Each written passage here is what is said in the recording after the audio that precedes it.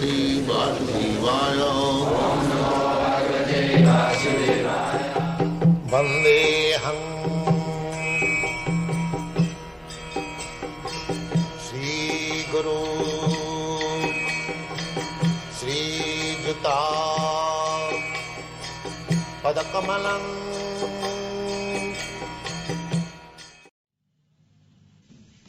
13:14. One should hold one's body, neck, and head erect in a straight line, and stare steadily at the tip of the nose. Thus, with an unagitated, subdued mind, devoid of fear, completely free from sex life, one should meditate upon me within the heart and make me the ultimate goal of life. This is the process. First of all, you have to select a nice place, solitary place, and you have to execute alone. Not that you go to a yoga class and pay your fees and make some gymnastics and come back home and do all nonsense. You see? Don't be entrapped by all these ridiculous things. You see? Simply, such society, I can declare, is the society of the cheaters and the cheated.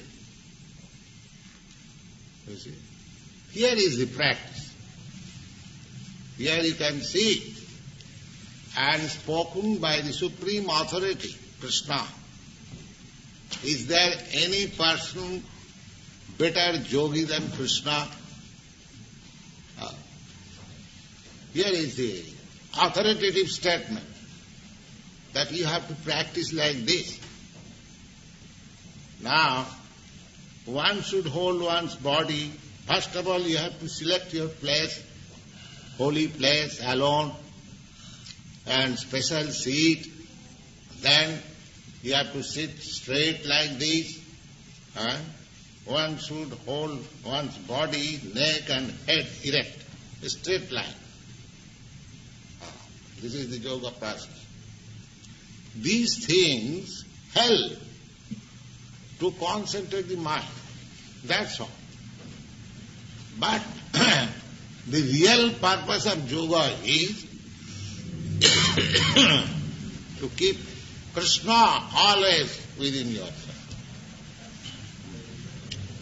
Here it is stated that one should hold one's body, neck and head erect in a straight line and stare steadily at the tip of the nose. Now, here, you have to see.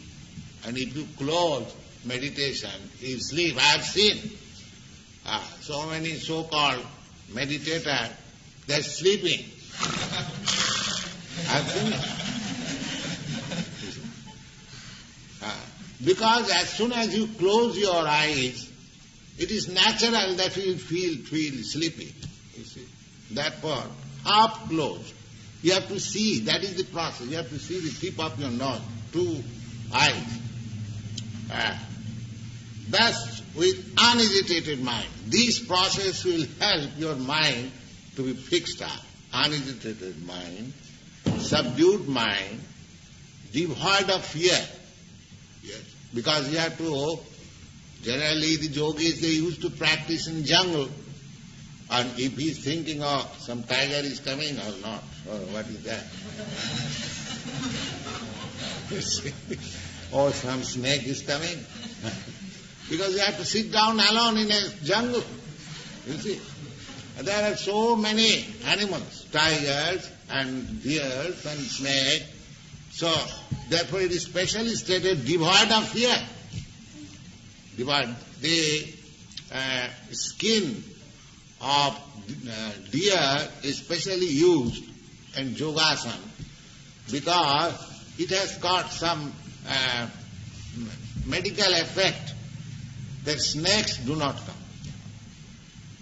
If you sit down on that particular skin, the snakes and reptiles will not come there. That is the purpose. You will not be disturbed. Devoid of fear, completely free from sex life. You see, if you indulge in sex life, you cannot fix up your mind in anything. That is the effect of brahmachari life. If you remain brahmachari without sex life, then you can be determined. Just like we have seen a practical example of Mahatma Gandhi in India. Now, he started a movement, non-violent, non-cooperation. The moment the fight was declared against the powerful British Empire, just see, and he determined that I shall fight with the Britishers non-violent, without any weapon, because India was dependent, there was no weapon. And several times it was attempted by armed revolution. But these Britishers are more powerful, they cut down. So Gandhi, he invented this method that I shall fight with the Britishers, even they become violent, I shall not become violent, so I shall get world sympathy. And so this was his plan. He was a great statesman. But his determination was so fixed up because he was a brahmachari. At the age of 36 years, he gave up. He had his wife, but he gave up his sex life. He was a family man. He had children, he had his wife, but from the age of 36, young man, 36-year-old, he gave up sex life with his wife. That made him so determined that I shall drive away these Britishers from the land of India, and he did it. You see?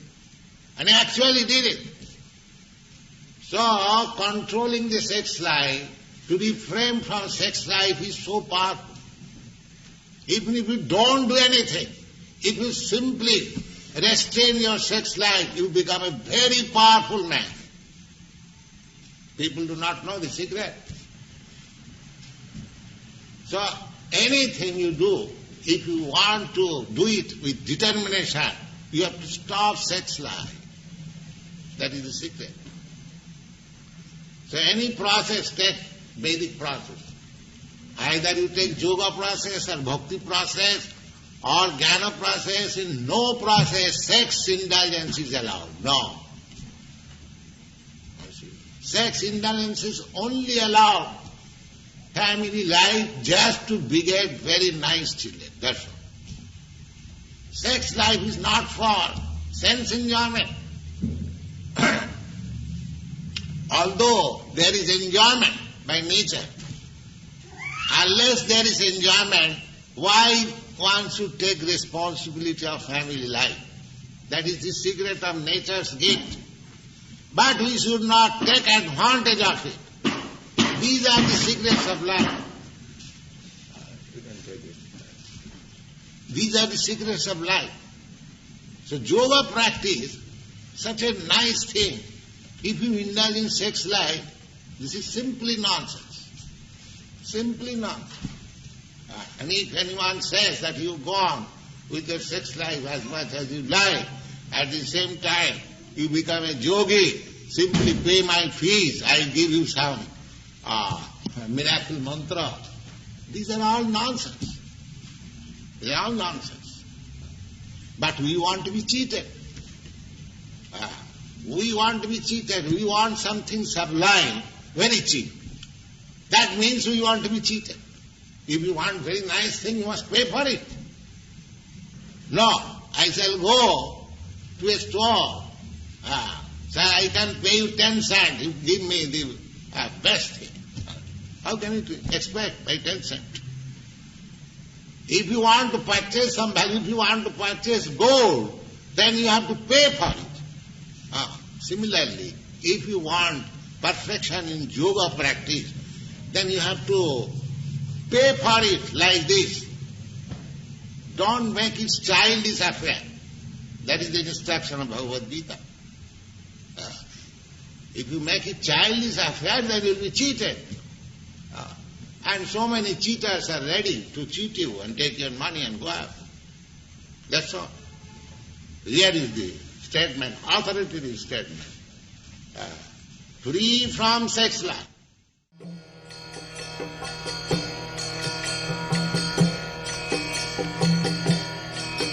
Hare Krishna, Krishna Krishna,